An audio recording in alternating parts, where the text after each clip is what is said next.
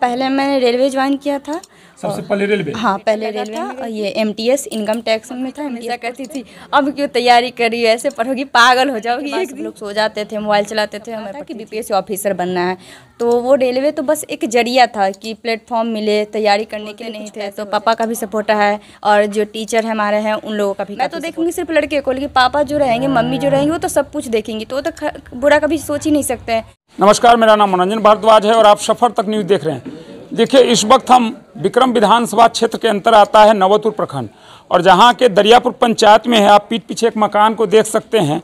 इस मकान की बिटिया ने कहीं ना कहीं अपने प्रखंड का नाम रोशन किया है, BPSC क्वालिफाई किया है। बड़ी संख्या में ग्रामीण और इस क्षेत्र से जनप्रतिनिधि, यहाँ तक कि विधायक जी भी लगातार अपनी शुभकामनाएं और बधाई देने के लिए आए हुए हैं। अभी भी उनके गांव के, उनके क्षेत्र के कई लोग जो गणमान्य लोग हैं, कहीं ना कहीं बिटिया की इस सफलता पे अपनी शुभ आशीर्वाद, स्नेह, प्यार और बधाई देने के लिए आए हुए हैं। 3 लगातार नौकरी छोड़ने के बाद BPSC क्वालिफाई करके कहीं ना कहीं अपने प्रखंड का, अपने मम्मी पापा का कद काफ़ी बढ़ा दिया है।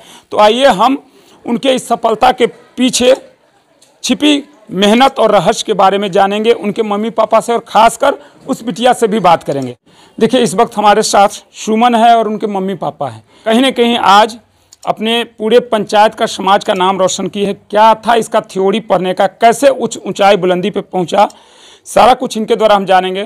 क्योंकि ये BPSC में 4था नौकरी है, इससे पहले कई नौकरियां इन्होंने छोड़ा है। सुमन, सबसे पहले तो हम बहुत हार्दिक बधाई करेंगे आपको। धन्यवाद आपका। कैसे की है तैयारी, इसकी तैयारी का राज क्या है? तैयारी तो जैसे होता है, जैसे सिलेबस होता है, मैंने उसके अकॉर्डिंग ही किया था। हाँ, शुरुआत में ये था कि देहात की जो लड़कियां रहती है वो पहले तो सोचती नहीं कि कुछ करने के लिए, उन्हें लगता है कि कोई प्लेटफॉर्म नहीं है। लेकिन ऐसा नहीं है, आप खुद से कर सकते हैं। अब तो मतलब मोबाइल का युग है, आप मोबाइल पे कुछ भी ढूंढ सकती है, कंटेंट हो या कुछ भी पढ़ने का है तो उससे आप कर सकती है। मैंने भी वैसे ही किया था। कितना देर स्टडी करना होता था? मैं तो जॉब में थी, तो मैं तो 6 घंटे ही कर पाती थी, क्योंकि 6 घंटा, किसी दिन 5 घंटे, किसी दिन 4 घंटे ऐसे होता था। लेकिन जब लास्ट में एग्ज़ाम होने वाला था तो फिर मैंने छुट्टी ली थी, ऑप्शन भी की थी। तो फिर उस टाइम जो था वो मैंने काफ़ी देर पढ़ा था, 12 घंटे, ऐसे 13 घंटे तक भी पढ़ाई की मैंने। लेकिन अगर आम लोग जो हैं, जो जॉब में नहीं हैं, मैं उनको कहूँगी कि अगर वो 8 घंटे भी पढ़ते हैं एवरेज पर डे, तो उनका हो जाएगा। पहले इससे कौन कौन से जॉब में थी? पहले मैंने रेलवे ज्वाइन किया था। सबसे पहले रेलवे? हाँ, पहले रेलवे में गई थी। फिर उसके बाद फिर मुझे थोड़ा बेटर लगा था, ये MTS इनकम टैक्स में था, MTS पोस्ट पे। अच्छा। फिर मैं वहाँ पे ज्वाइन की। उसके बाद थोड़ा और बेटर लगा। मैं BPSC की तैयारी साथ में कर रही थी, लेकिन वो हो नहीं पा रहा था। फिर UP SI में हुआ था, UP सब इंस्पेक्टर में। जी। वहाँ पर भी मैंने किया है। इससे पहले 3 सर्विस कर चुके थे। रेलवे में किए, इनकम टैक्स डिपार्टमेंट में किए और सब इंस्पेक्टर में किए। बिटिया के अंदर कहीं ना कहीं वो चीज़ लग रहा था कि हमें जहां पहुंचना है शायद अभी भी हमारी मंजिल बाकी है, और यही वजह है कि लगातार सर्विस में जाने के बाद अपनी तैयारी नहीं छोड़ी और लगातार करते करते आज ये BPSC में किया। अच्छा, जब आप रेलवे में करते हुए दूसरी चीज़ पर तैयारी करती थी तो एक्स्ट्रा बर्डन, प्रेशर रहता होगा, या मम्मी पापा से शेयर करते होंगे तो ये नहीं बोलते होंगे कि बेटा अब तो नौकरी लग गया, क्यों तैयारी कर रहे हो? हाँ, मम्मी तो हमेशा कहती थी अब क्यों तैयारी करी, ऐसे पढ़ोगी पागल हो जाओगी एक दिन। मैं बोलती हाँ, तो मैं कहती कि मम्मी आप मत सोचिए, हमको करने दीजिए। तो फिर उसके बाद हाँ, बर्डन थोड़ा रहता था। काम करने के बाद सब लोग सो जाते थे, मोबाइल चलाते थे, मैं पढ़ती थी। मम्मी आपकी क्या करती हैं? मम्मी मेरी हाउसवाइफ है। पापा क्या है? अब पापा ऐसे श्रृंगार का दुकान है और कपड़े सब का, तो पहले तो फेरी देते थे, अब वो नहीं करते, अब ऐसे ही दुकान है घर पे। मम्मी हाउसवाइफ, पापा का छोटा सा व्यवसाय, और बिटिया BPSC। हाँ, मैंने 12th किया था, तभी से सपना था कि BPSC ऑफिसर बनना है। तो वो रेलवे तो बस एक जरिया था कि प्लेटफॉर्म मिले, तैयारी करने के लिए कुछ पैसे हो जाए, क्योंकि उतना पैसा था नहीं। BPSC के लिए अच्छी मतलब पैसे भी चाहिए। मैंने रेलवे ज्वाइन किया था, लेकिन अंदर से सपना यही था कि BPSC करना है। BPSC में रैंक कितना आया आपका? अब मेरा 898 है। 89। हाँ। और उसमें पद क्या मिला? RDO, rural development officer. आप देहात से निकल के गए हैं, ग्रामीण से, ग्रामीण क्षेत्र की डेवलपमेंट की जिम्मेदारी आपके ऊपर है। हाँ, ग्रामीण विकास पदाधिकारी। यहाँ जो गांव है कि देहाती क्षेत्र का कह सकते हैं, पढ़ाई शुरुआती यहीं से किया है या शहर में रह के? नहीं, मैंने यहीं से की है पढ़ाई। यहीं से? हाँ। कितना तक? मैट्रिक तक, इंटर तक? इंटर तक। बधाई कहाँ से मिल रहा है आपको? बधाई तो सब जगह से मिले हैं, रिलेटिव से भी मिले हैं, फ्रेंड्स जो थे वो भी दिए, और जो भी हमारे टीचर्स थे, जितने से मैं टीचर से जुड़ी थी, चाहे वो ऑनलाइन हो ऑफलाइन हो, तो सभी से जगह से मिला है मुझे बधाई। सफलता के पीछे कहते हैं कि किसी न किसी का सहयोग होता है, जिस आप अपने इस सफलता के पीछे किसका श्रेय देते हैं? मेरा तो एक नहीं है, बहुत सारे लोग हैं सफलता के पीछे। जैसे मेरी दीदी थी, हम दोनों बहन साथ में पढ़ाई की हैं, तो उनका रहा है। मम्मी का काफ़ी सपोर्ट रहा है। पापा भी उतना कुछ बोलते नहीं थे, तो पापा का भी सपोर्ट रहा है। और जो टीचर हमारे हैं उन लोगों का भी काफ़ी सपोर्ट रहा है। देखते हैं जनरली में कि मम्मी पापा या टीचर गार्जियन होते हैं, लेकिन आप उन सबसे पहले अपने दीदी का नाम लिया। हाँ, क्योंकि उनके साथ मैं हमेशा से रही हूँ। हम लोग का जो भी क्लासिंग हुआ है, मतलब शुरुआत से ही हम लोगों ने पढ़ाई जो है साथ में किया है। दोनों बहन साथ में पढ़ाई की है, दोनों डिस्कशन जो भी होता था वो साथ में किए हैं, तो उनका काफ़ी हाथ रहा है। मम्मी जो थी जॉब के बाद तो साथ में रही नहीं, तो लेकिन जॉब के बाद भी मैं उन्हीं के साथ थी। तो दीदी भी जॉब में है? हाँ, साथ ही में थे हम लोग दोनों। अच्छा, वो कौन से डिपार्टमेंट में है? वो भी सब इंस्पेक्टर ही हैं। इसीलिए आपको दीदी हमेशा कहीं ना कहीं गाइडलाइन करते रहती थी। हाँ, वो साथ हमेशा रहती थी। कैसे करो हैं? हाँ। आप जिस पद पे गए हैं, मेरा शायद ये सवाल अटपटा भी लग सकता है, लेकिन देखा जाता है क्या कि मुझे पद पे जाने पे लगता है क्या कि मम्मी पापा जितना दुलार प्यार से, अब मम्मी पापा से बेटर मैं डिसीजन ले सकता हूँ जिंदगी के बारे में।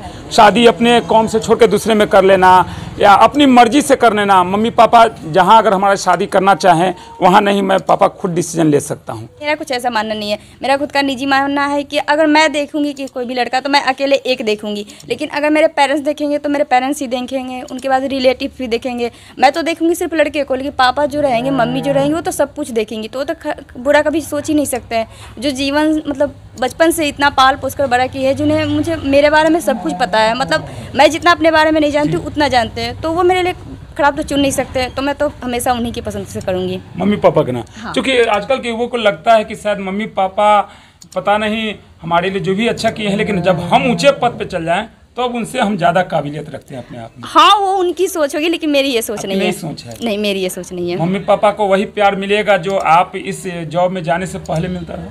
हाँ, वैसे ही, और जब ज़्यादा मिलेगा उनको तो और रिस्पेक्टिव रहेगा, क्योंकि वो माँ है हमारी। तो अगर हम कुछ भी बड़े हो जाते तो हम सबके लिए मैम होंगे, लेकिन उनके लिए तो हम बेटी ही हैं। अच्छा, आखिरी सवाल मेरा आपसे, आप जिस तरह देहाती क्षेत्र से पढ़ते हुए आगे बढ़ी, लगातार सर्विस में गई और आज बीपीएससी क्वालिफाई गई, कई ऐसी लड़कियां होंगी आपके साथ पढ़ने वाली भी होगी जो इस मुकाम तक पहुंचने का ना तो जज्बा रखती है ना लक्ष्य रखती है।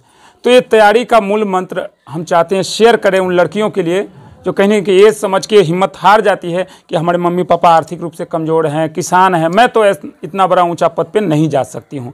उनके लिए क्या कहेंगे, कैसे तैयारी करेंगे वो? सबसे पहले मैं तो कहूँगी कि आप कॉन्फिडेंस अपना रखिए अपने आप पे कि मैं ये कर सकती हूँ। और दूसरा कि जैसे घर परिवार में स्थिति अगर ख़राब है, तो आज का जो युग है वो मोबाइल का युग है। आप मोबाइल में कुछ भी जो है वो देख सकती हैं, उसमें पैसे भी कम लगेंगे और कहीं कहीं तो फ्री भी अपलोड है, डाउनलोड रहता है, अपलोड रहता है सब कुछ, तो आप वहाँ से तैयारी कर सकती है। तीसरा कि आप मेहनत को हमेशा रखिए, हमें मेहनत 100% करने, जितना मांग रहा है मेहनत आपको करना ही पड़ेगा।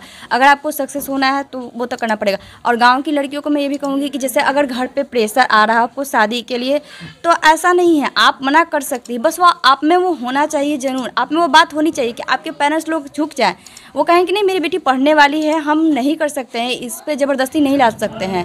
और दूसरा एक है कि कुछ पेरेंट्स को भी समझना चाहिए कि अगर हमारी बेटी अच्छा कर रही है, अच्छा पढ़ रही है, तो हम उनको पढ़ने के लिए छोड़ दें। उन पर ये प्रेशर न डालें कि घर का काम करो, शादी करो, बहुत बड़ी हो गई हो, उम्र तुम्हारा ज़्यादा हो गया है, तो ये सब ना करें, मैं यही चाहती हूँ। देखिए, तो ये थी सुमन यानी फूल होता है, और ये अपनी खुशबू से कहने के आज अपने दरियापुर पंचायत ही नहीं, नवोतपुर प्रखंड या विक्रम विधानसभा की बात करें तो अब इसकी खुशबू महकेगी। बीपीएससी में क्वालिफाई किए हैं और जाहिर सी बात है इनके मम्मी पापा हैं वो भी कितने गर्वान्वित हो रहे हैं। हम एक बार चाहेंगे कैमरा पर्सन से कि देखिए इनके चारों तरफ इसी क्षेत्र से कई बुजुर्ग, कई लोग आए हुए हैं, इन लोगों को दिखा दीजिए। ये सब कहीं ना कहीं इनके अंदर एक खुशी है कि आज हमारे गाँव देहात में रहकर पढ़ने वाली बिटिया आज अच्छे रैंक पे गई है, अच्छा सर्विस कर रही हैं, गर्व की बात है। अब हम थोड़ा इनकी मम्मी से बात कर लेंगे। सबसे पहले आपकी बिटिया के लिए बहुत बहुत बधाई देंगे आपको। बहुत बहुत बधाई हो। कैसा लग रहा है? आप घर में खाना बनाती थी, अब आपकी बिटिया कलम चलाएगी, लोगों पे रोब झाड़ेगी। बहुत अच्छा लग रहा है, बहुत अच्छा लग रहा है। हाँ, मेरी बेटी अगर बीपीएससी में निकालेगी तो माँ बाप को अच्छा ही नहीं लगेगा, बहुत खुशी की बात है। अच्छा, लगता था कि आपकी बिटिया मतलब जो 2 नौकरी छोड़ रही है करके 3 नौकरी फिर ये कर पाएगी, या प्रेशर में भटक ना जाए रास्ते से, ऐसा लग रहा था? डर लगता था कि नहीं? हाँ, लगता था। तो बिटिया को मना नहीं करते थे कि बेटा जो कर रहे हो वो करो? हम मना करते तो मानते थोड़ी है। अभी आपको सिखा रही, अभी से गाइड करना शुरू कर दी है। आगे भी उम्मीद है ना कि मेरी बच्ची जिस गांव से पढ़ के गई उसी तरह से हम दोनों को इज्जत देगी, है ना। देखिए लेजाल सिंपल से समझ सकते हैं, गांव देहात की महिलाएं होती है, खासकर जब उनके गांव के कई लोग बैठे हुए हैं तो ले जाना स्वाभाविक है। चलिए उनके पापा से ही हम बात कर लेते हैं। सर अपना नाम बतला दीजिए। संजय कुमार गुप्ता। गुप्ता जी क्या कहेंगे, कितना अपने आप में अंदर से प्राउड खुशी हो रहा है? बहुत अच्छा खुशी हो रहा है और गांव समाज को दिखाना चाहते हैं कि देखो जब हम बहुत छोटा हैं जी जी तो तुम भी करो यही काम कि आपका भी नाम हो जी और तुम्हारा बच्चा भी नाम रोशन करे। एक और सवाल आपसे जानना चाहेंगे, आपकी बच्ची से भी मैंने पूछा है, अभी बच्ची आपकी अनमैरिड है, अच्छा पद मिलने जा रहा है। इस शादी ब्याह में देखते हैं क्या कि बच्ची जब अच्छा जॉब पर चली जाती है तो मन की मालिक हो जाती है, मैं अपने अनुसार लड़का खोजूंगा, अपनी मर्जी से शादी करूंगा, मम्मी पापा किस मेहनत से मुझे पढ़ाया, मुझे इसकी नहीं चिंता। क्या लगता है आपकी बच्ची करेगी कि नहीं, आपके अनुसार चलेगी? न मेरे अनुसार चलती है, चल रही है, चलेगी, आगे भी चलेगी।